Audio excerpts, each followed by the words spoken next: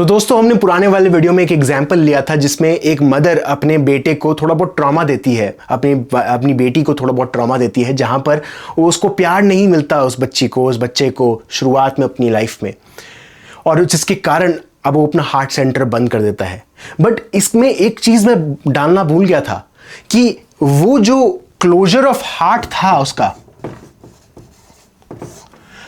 Closure of heart centre था उसका, वो बहुत ज़्यादा ज़रूरी था उसके लिए, हार्ट, ताकि वो अपनी लाइफ में वो कॉन्शियसनेस को एक्सपैंड कर पाए जिस डायरेक्शन में वो रियली जाना चाहता है। जस्ट बिकॉज उसका हार्ट सेंटर क्लोज था, अब वो एक्स्ट्रा केयरफुल था कुछ कुछ चीज़ों को लेकर, एक्स्ट्रा केयरफुल था कि उसको कभी भी किसी रिलेशनशिप में ईजीली नहीं जाना चाहिए। तो उसने अपने आप को रिलेशनशिप से बंद कर दिया था। दूसरी चीज उसने ये नोटिस की कि अब वो कभी भी किसी से खुलकर बात नहीं कर पाता अपने दिल की बात। तो उसने अब लोगों को ये सोचा कि वो कभी भी अब लोगों से ऑनेस्ट नहीं हो सकता, तो उसने अपने आप को डिसऑनेस्ट कर दिया। उसने अपने आप को डिटैच कर दिया लोगों से। अब ये सब चीजें हुई है जस्ट बिकॉज उसकी शुरुआत के रिलेशनशिप में। अब आप ये देख सकते हो ये सब नेगेटिव चीजें हैं, बट इसमें शायद कुछ पॉजिटिव चीजें भी है। जस्ट बिकॉज इसने अपने आप को लोगों से अलग कर दिया, लोगों से अब बात नहीं करता इतना ज़्यादा, तो उसकी थॉट प्रोसेस भी अब अलग हो गई। अब वो चीज़ों को कोई अलग पर्सपेक्टिव से देख पाता है। जब कोई किसी पे चिल्लाता है, कोई किसी पे कोई कुछ रोड पे एक्सीडेंट होता है, तो वो देख पाता है कि एक्चुअली गलती किसकी थी, जस्ट बिकॉज अब वो बहुत ज़्यादा हाइपर अवेयर हो चुका है। तो अवेयरनेस बढ़ जाती है उसकी कई बार।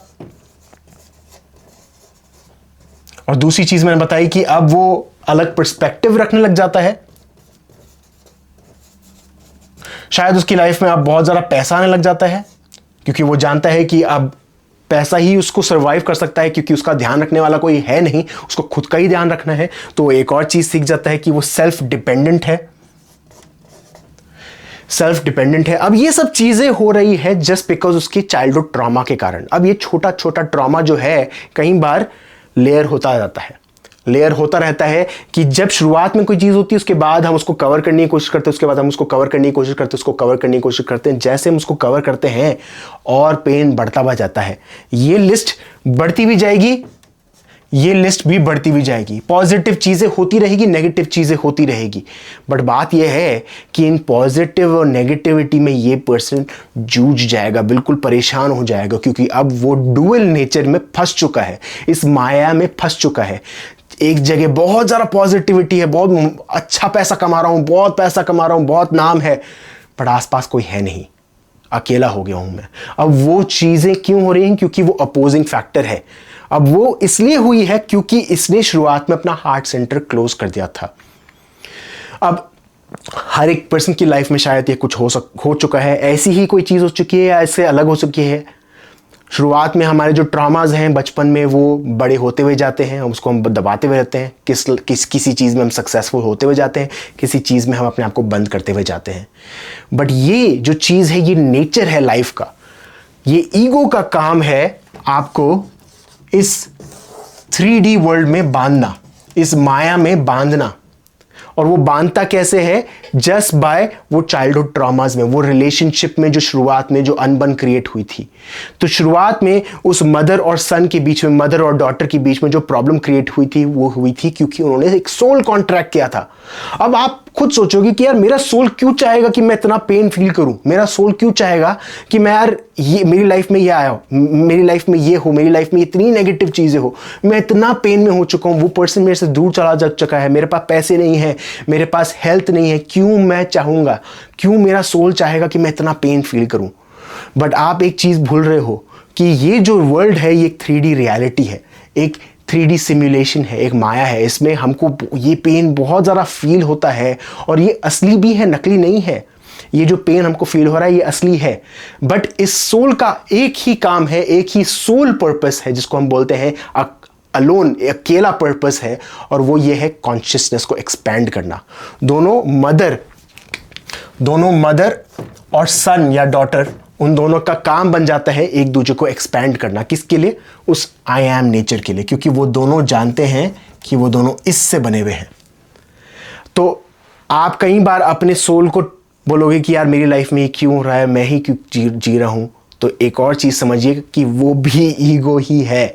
अगर आपकी लाइफ में आप किसी को ठेस पहुंचा रहे हो, किसी को कुछ गलत बोल रहे हो, किसी को कुछ भला बुला बोल रहे हो, क्यों बोल रहे हो कि वो ऐसा है वो वैसा है, आप ये सोचिए कि आपका ईगो वो सोचता है। और अगर आप अपने बारे में भी ये सोचते हो कि मैं क्यों कर रहा हूं, मेरा सोल क्यों चाहेगा, मैं क्यों कर रहा हूं, मेरे साथ ही क्यों, वो भी ईगो ही है। उन दोनों को ट्रांसेंड करने का, उन दोनों को उससे बाहर निकलने का तरीका यह है कि हम उस आई एम नेचर से कनेक्ट हो पाए। तो अब मैं जानता हूं कि काफी टाइम आप लोगों ने वेट किया कि होपोनोपोनो कहां पर काम आता है, कैसे काम आता है। होपोनोपोनो अब हम यूज करेंगे। होपोनोपोनो में हम बोलते हैं I am sorry, please forgive me, thank you, I love you. इस एग्जाम्पल को देखते हैं। ये सन जो है अपनी लाइफ में बोलता है अपनी मदर को कि आई एम सॉरी, मैं जानता नहीं था कि हम दोनों के बीच में एक कॉन्ट्रैक्ट था। आई एम सॉरी, मैं जानता नहीं था कि हम दोनों के बीच में कॉन्ट्रैक्ट था। प्लीज फॉरगिव मी, कि अब मेरी आंखें खुल चुकी है, अब मैं सही तरीके से देख पाता हूं कि ये जो कॉन्ट्रैक्ट है पहले से ही बना हुआ था। हाँ, इस पूरे यूनिवर्स का मैकेनिज्म ही ये है कि वो पॉजिटिव की तरफ आपको खींचेगा या नेगेटिव की तरफ खींचेगा। ये डुअलिटी नेचर हमेशा चलता हुआ रहेगा। सो प्लीज फॉरगिव मी कि मैं अब देख पा रहा हूं। थैंक यू सो मच कि आप मेरी लाइफ में आए, जिसके कारण अब मैं ये चीजें अचीव कर पाया। मेरे पास अभी अच्छी अवेयरनेस है, मैं अलग पर्सपेक्टिव से चीजों को देख पाता हूं। मेरे पास बहुत सारा पैसा है, मैं सेल्फ डिपेंडेंट हूं। मैं अपने आप को किसी को ईजिली अपनी लाइफ में आने नहीं देता, क्योंकि मैं जानता हूं कि हर एक पर्सन का खुद का पर्सनल एजेंडा है, हर एक पर्सन अपना मतलब देख रहा है। But thank you so much कि मैं ये भी जानता हूं कि ये जो चीजें मैंने अपनी लाइफ में नोटिस की है, वो सब इसलिए नोटिस किए हैं क्योंकि वो पर्सपेक्टिव आपने मेरी लाइफ में क्रिएट किया है। मैं ये जानता हूं कि ये सब कुछ माया है, क्योंकि अब मेरी आंखें खुल चुकी है। सो आई एम सॉरी कि मैं आपकी चीज को, आपने जो मुझे चीजें सिखाई थी मैं समझ नहीं पाया था। प्लीज फॉरगिव मी, अब मेरी आंखें खुल चुकी है, मैं देख पाता हूं कि मेरी लाइफ में ये लेसन्स जो है ये मेरे सोल को आगे बढ़ाने के लिए है। Thank you and I love you, क्योंकि आपने ही मुझे ये चीजें सिखाई है, उसके लिए मैं आपको ट्रूली थैंक यू बोलता हूं, ट्रूली लव अप्रिशिएट करता हूं, लव देता हूं मैं आपको, ताकि आप मुझे और भी वो चीजें सिखा पाओ। और मैं आपको इस कॉन्ट्रैक्ट से फ्री करता हूं, ताकि आपका ये जो कर्मा है और मेरा ये जो कर्मा है ये बार बार चलता हुआ ना रहे। तो होपोनोपोनो का काम ये बन जाता है कि आपको कर्मा से फ्री करना। I am sorry, please forgive me, thank you, I love you, आपको एक zero Karma point of view पे लेके आता है। इस पर्टिकुलर कॉन्ट्रैक्ट को लेकर, हर एक चीज को लेकर नहीं, इसको जीरो लेवल पे लेके आता है। बट कैसे लेके आता है ये बहुत जरूरी है, सिर्फ वर्ड दोहराने पे काम नहीं होता। तो I am sorry, please forgive me, thank you, I love you एक तरीके से हमको दोहराना चाहिए, जिसके कारण हम उस जीरो लेवल पे पहुंच पाते हैं।